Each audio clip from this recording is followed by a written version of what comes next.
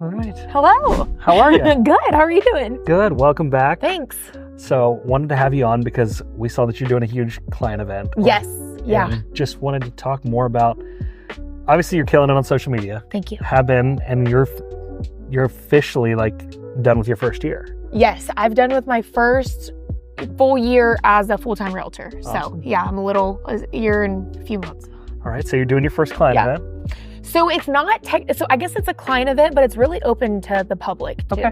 So I haven't done my first full-on client event, but I do want to do that eventually. I did a Galentine's event last in February, the beginning of this year. And then I'm now doing a fall one. And it's more just like for anyone that follows me, the girls that just like to hang out and shop boutiques and stuff like that. But I of course invite my clients too. It's just not for the men as much, unfortunately. Gotcha. So tell me, planning an event like this it's not easy. We've done stuff like this before, but tell me, what was your experience with it and how did you come up with the idea?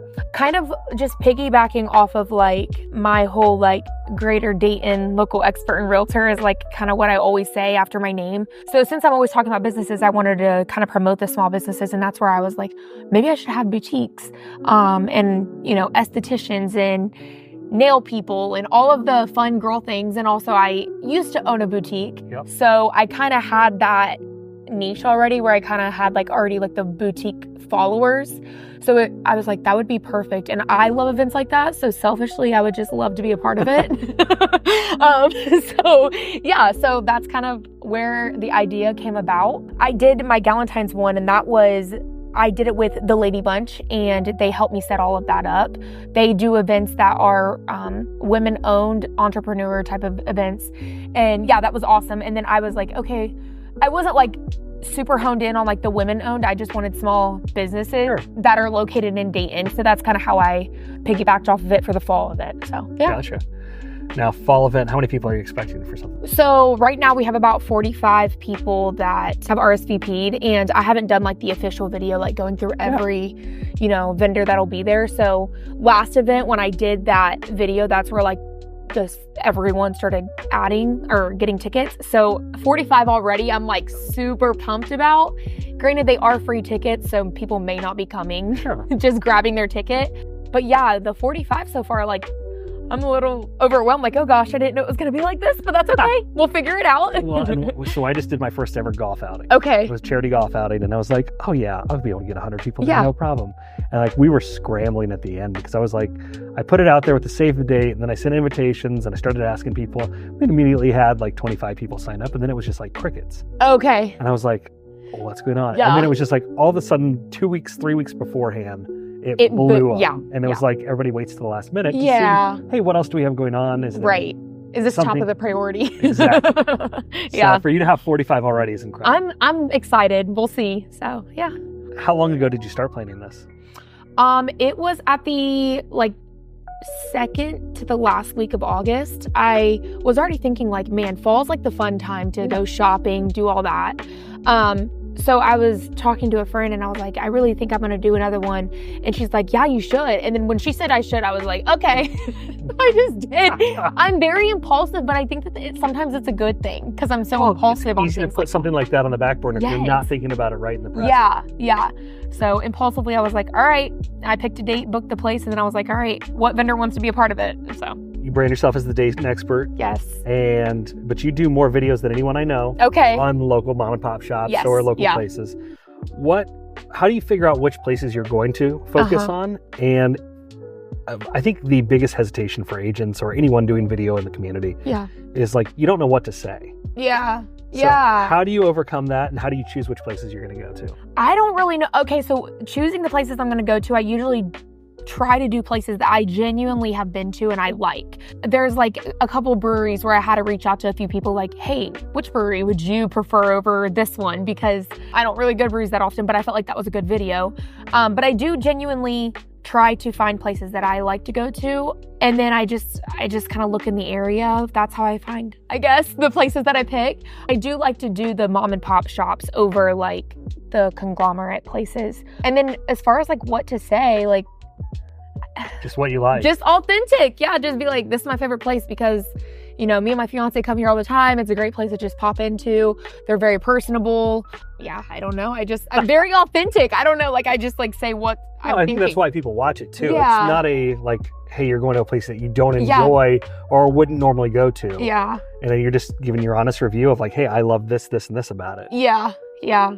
So I guess that runs under the top 5 things, but I guess if you're just walking into a place, like I would maybe share like maybe the food you're enjoying, or just like do a little vlog type of thing of like what you do when you go there. Like people just want to see you enjoy yourself too. And honestly. you're just you and your phone, that's it. It's just me and my phone. My fiance does my home tour videos for me. But all of those videos, when I go and I actually film like those places, that takes me forever. It's worth it.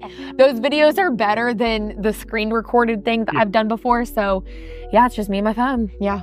Being that your first full year's over with, what would you tell a new agent that you've learned in the last year? What would be your piece of advice to them?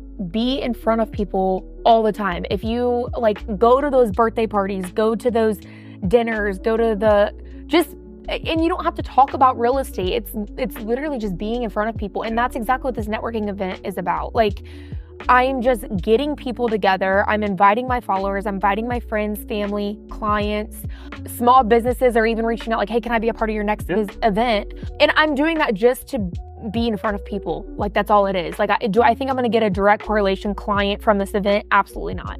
It's just being in front of people. And I think a lot of... But your stats say otherwise. Yeah, right. No, I don't know. I don't know if that'll happen. We'll see.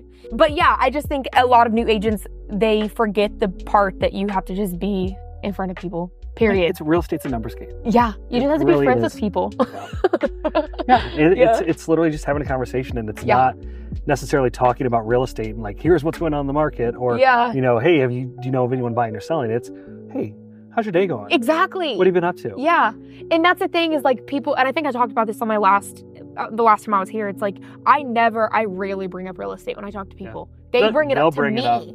And they always want to tell me about their worst experience with one realtor, or, you know what I mean? Yeah. Like, they always want to tell me all the juicy gossip that they had. But yeah, I never bring up real estate. They bring it up to me, and that's what you want. Oh, yeah. For them to bring it up to you. I was at my kids' soccer beginning of the year party. Yeah. And I didn't bring it up. I just sat down and was talking with other parents, and somebody else was like, aren't you in real estate? And I said, yeah. And open sure enough, the door. Now there's like 3 people talking to me. What about this? And I was like, yeah. Like, do you get this a lot? I'm like, it happens quite a bit. Yeah. You're like, just remember me when you go to sell your house. Exactly.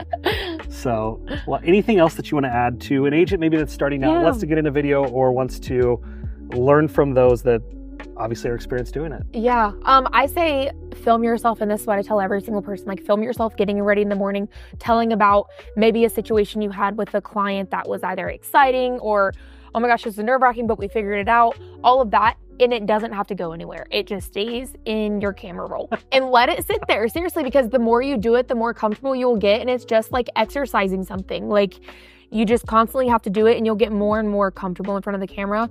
Honestly, when I take videos and stuff too, I have to do it a couple times to get warmed up. Yeah. So when I go out to film video tours with my fiance, I'll like start doing it in my car. Like, I'll start warming myself up, because he's like, I don't want to take this more than once. Like, he wants me warmed up before. I was going to ask, how long do your edits take? So for his, like the home tour? Any of them.